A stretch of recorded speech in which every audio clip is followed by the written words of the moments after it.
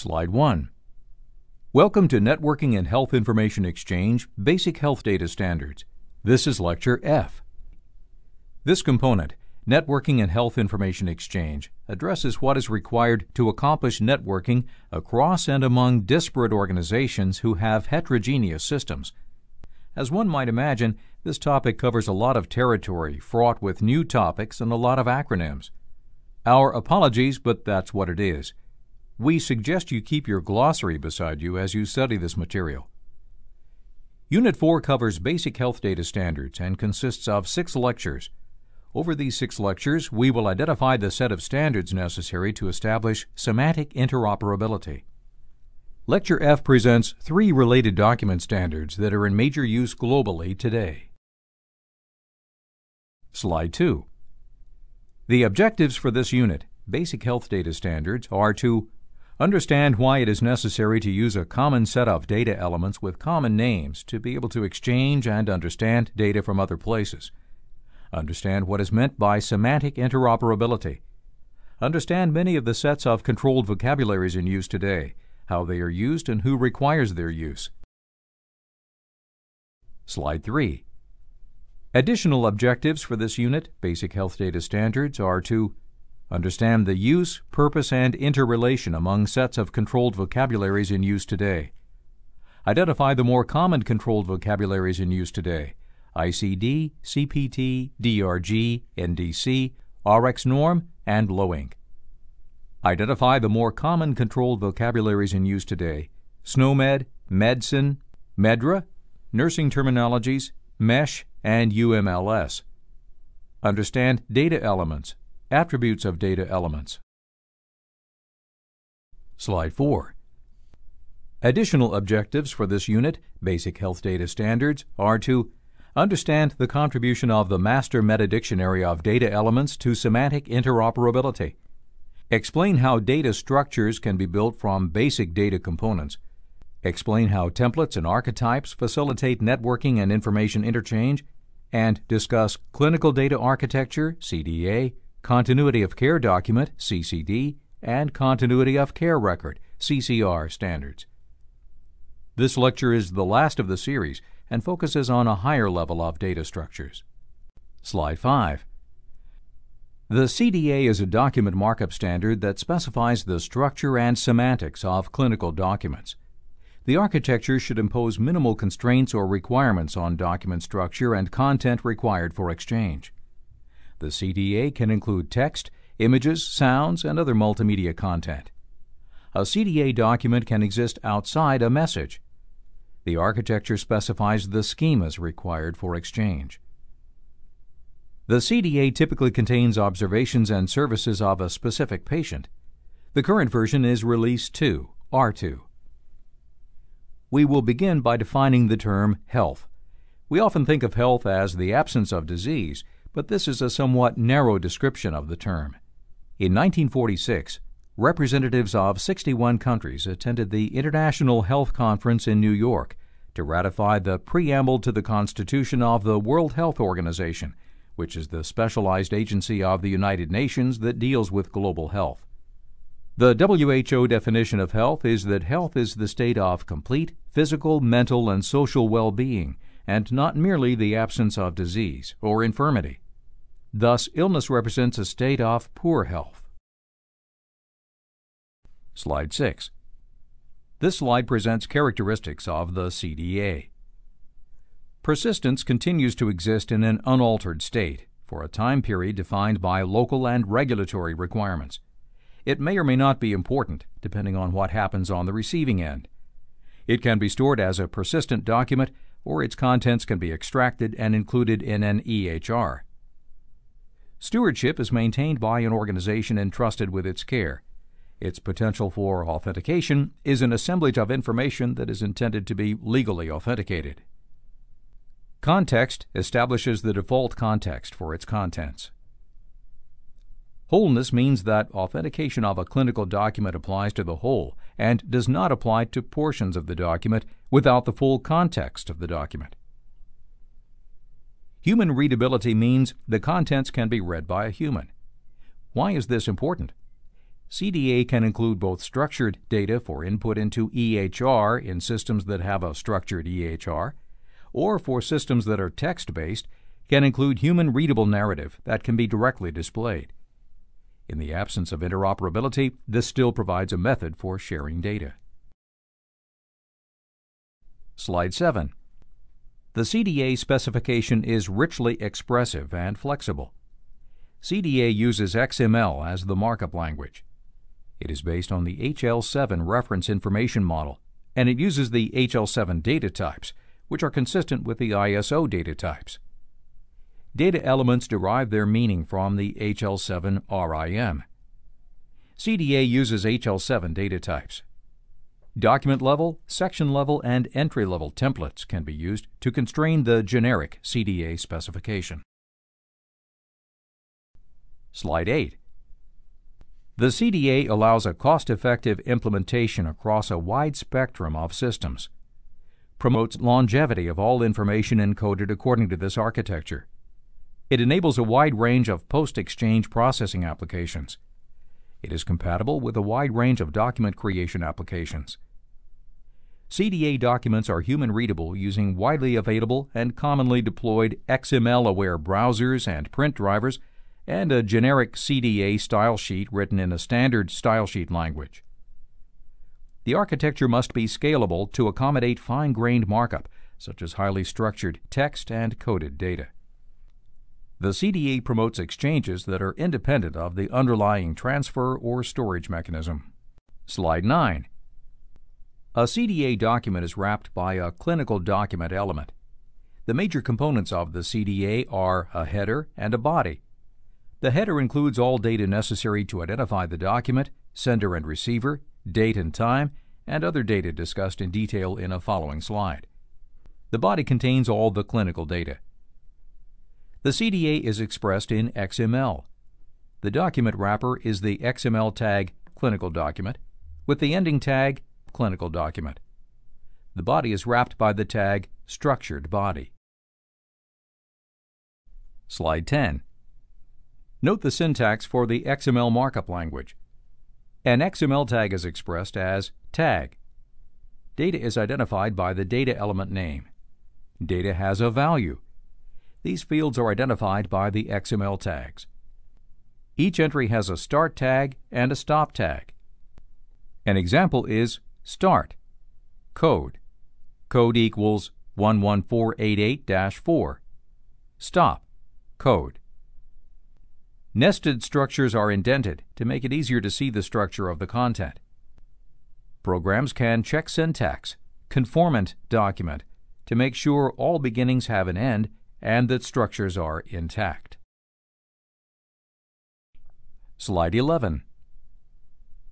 This slide shows a graphic of a complete CDA. Note the sections of document, header, body, section, entries, and external references. The header will be discussed in detail in the next slide. Body. The body contains the clinical report and can be either an unstructured blob or can be comprised of structured markup. A structured body, which is wrapped by the structured body element, is divided up into recursively nestable document sections. Section is wrapped by the section element. It can contain a single narrative block and any number of entries, 0 to many. It may have external references. Narrative block. The CDA narrative block is wrapped by the text element within the section element and provides a slot for the human-readable content needing to be rendered. External references. External references refer to things that exist outside the CDA document, such as some other image, some other procedure, or some other observation. Wrapped by the external observation element. These sections may repeat.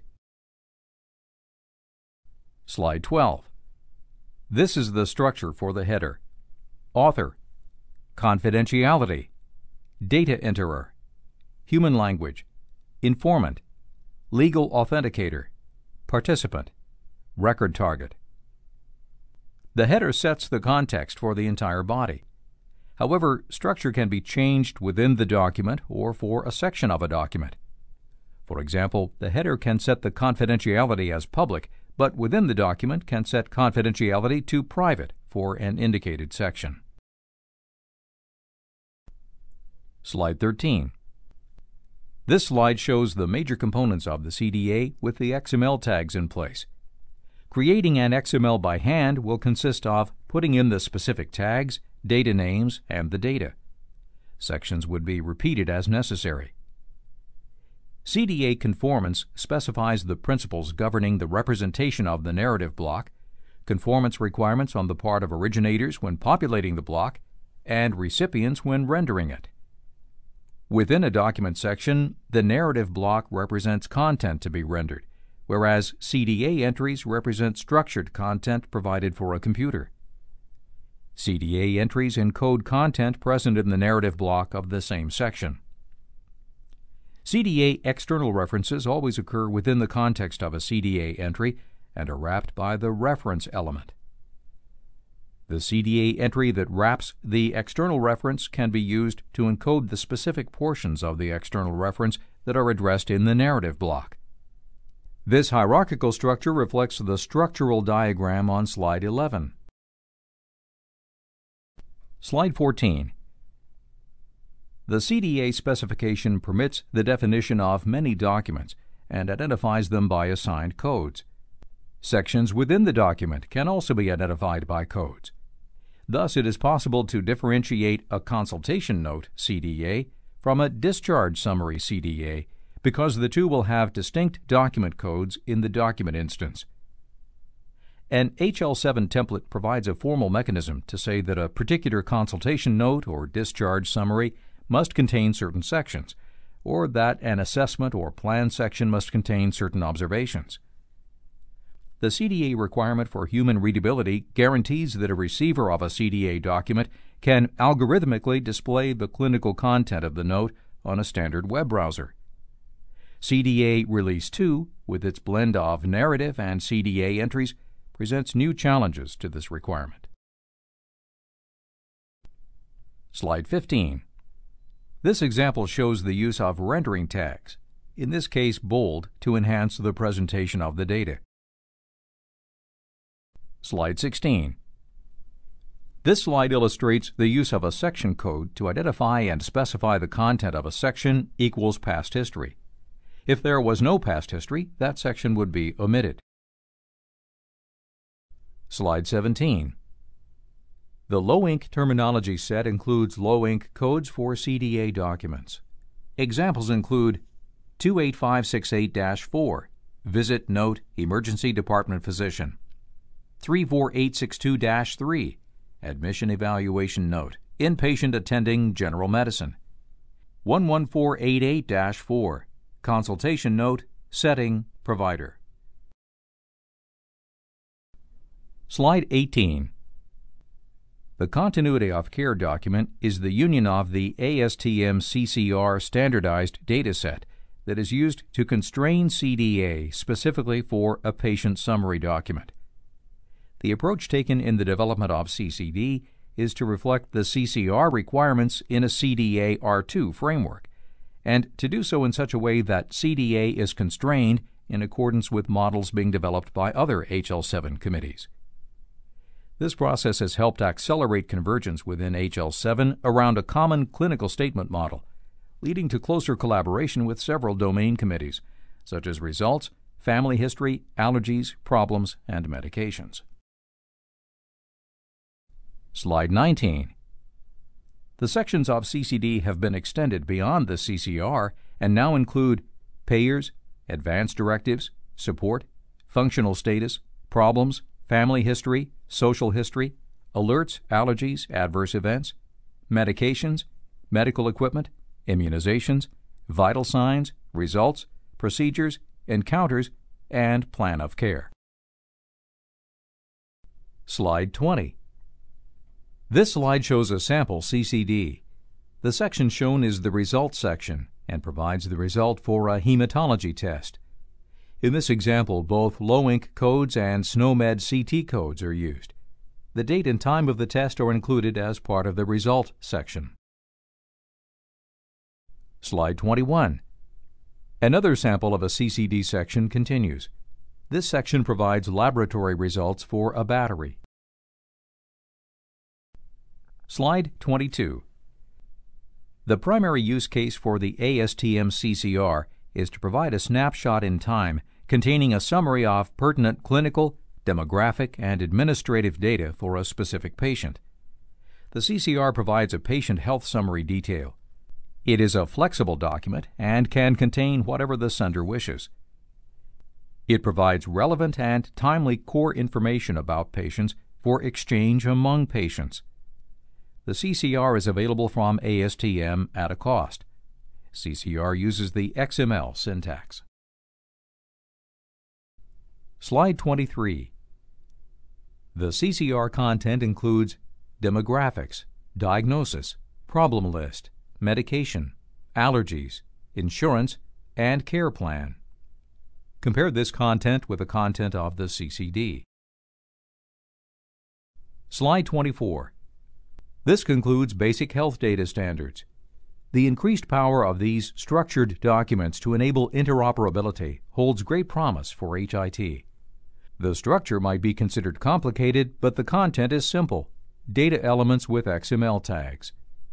The structured narrative section of the CDA clearly provides a gradual pathway from unstructured free text to highly structured data. The capability provided by this technology opens a new opportunity to exchange data on a significantly elevated level in which true information is exchanged. Internationally, the CCD is becoming the exchange document of choice.